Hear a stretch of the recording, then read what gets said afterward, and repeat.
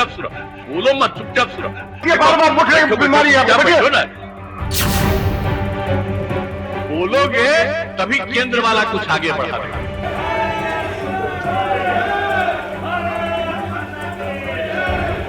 नहीं, अगर मेरे खिलाफ बोलोगे तो कोई नहीं आगे बढ़ा देगा। और आज सुनो ना, बैठो ना, तुम क्या जानते हो, बैठो। मैं सरकार का मुखिया हूं, लेकिन नितिन नवीन जी हमारे बॉस हैं। इस उम्र में इतनी बड़ी उपलब्धि ये असाधारण है।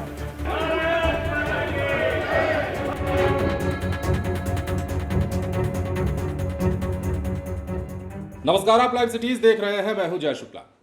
कहते हैं कि राजनीति का ऊंट कब किस करवट बैठेगा ये कहा नहीं जा सकता, और किसकी जुबान पर कब मां सरस्वती विराजमान हो जाए ये भी कहा नहीं जा सकता।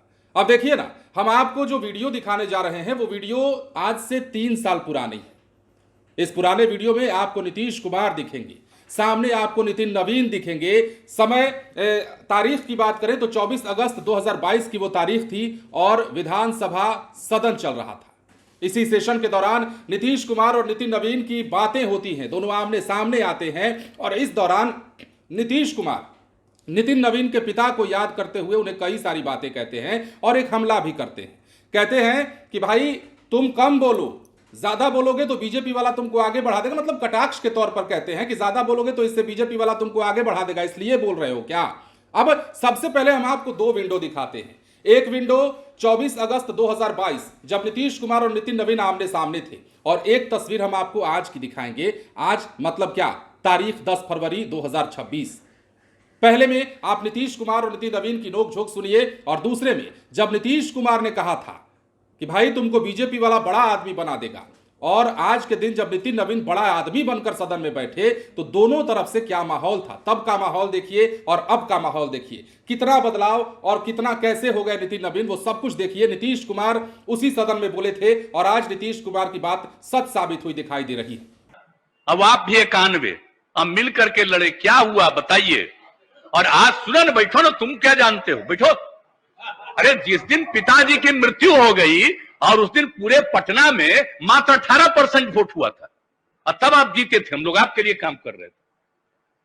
और आपके पिताजी के साथ मेरा क्या संबंध पौराणिक है, और उनका डेथ हो गया, तुरंत हम लोग सरकार में आए, और उसके बाद आप ही को जब बनाया गया। बोलो मत, चुपचाप सुनो।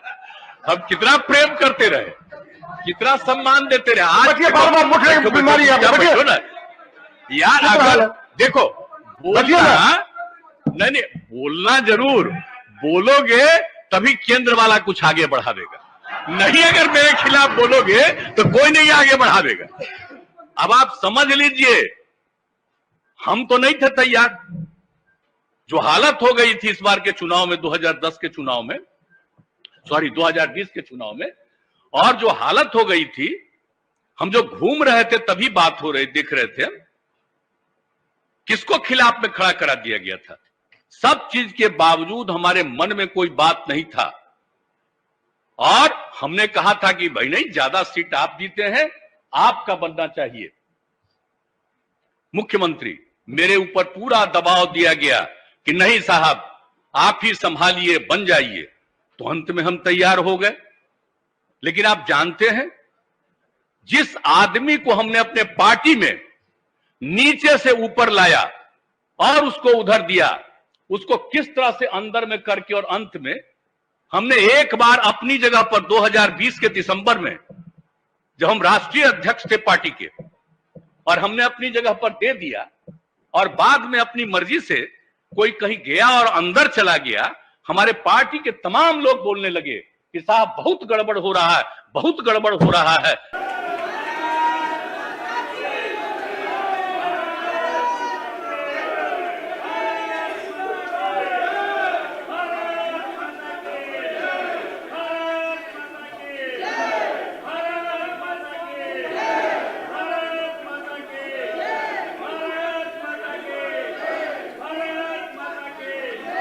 माननीय सदस्यगण, आपने सदन को दी है शांति, और आपने सही ही कहा है कि यह आज इस सदन के लिए भी गौरव की बात है कि हम सब लोगों के बीच के एक साथी एक बहुत बड़े ओहदे पे पहुंचे हैं कि भाजपा नेतृत्व का यह चयन स्वाभाविक ही है, क्योंकि लगता है कि उन्होंने पार्टी के सर्वोच्च पद पर आसीन करने के लिए व्यक्तियों के चयन के सिलसिले में जो भी मापदंड या मानदंड निर्धारित किए होंगे उसमें हमारे नवीन न सिर्फ खरे उतरे होंगे बल्कि जितने भी नामों पर विचार चल रहा होगा उन सबों में इनका स्थान अव्वल नजर आया होगा। इसीलिए महोदय नवीन जी, हमारे नवीन आज वहाँ पहुँचे हैं। इस उम्र में इतनी बड़ी उपलब्धि ये असाधारण है। इस पद पर आसीन होने के लिए हम अपने नवीन को शुभकामनाएं देते हैं कि हमारे नवीन भाजपा को भी नवीन कलेवर में डाल के उस ऊंचाई तक पहुंचा देंगे कि जिससे भविष्य में भी किसी बिहारी पर भरोसा करने में किसी को हिचक नहीं हो।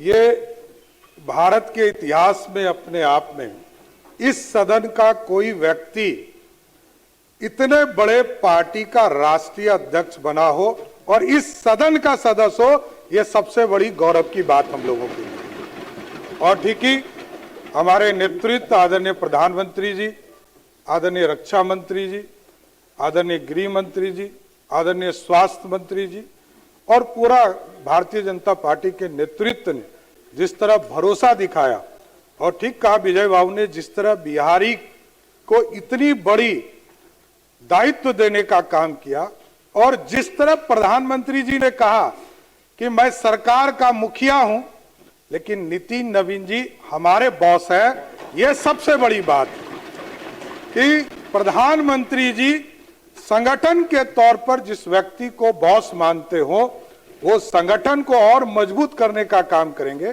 और मुझे पूरा भरोसा है। तो जैसा कि आपने देखा, हमने कहा ना कि ये राजनीति है और राजनीति में कुछ भी स्थायी नहीं होता, लेकिन कभी कभार जुबान से निकली एक बात जो सच साबित हो जाती है उसके लिए हमें अतीत के पन्नों को खंगालना पड़ता है।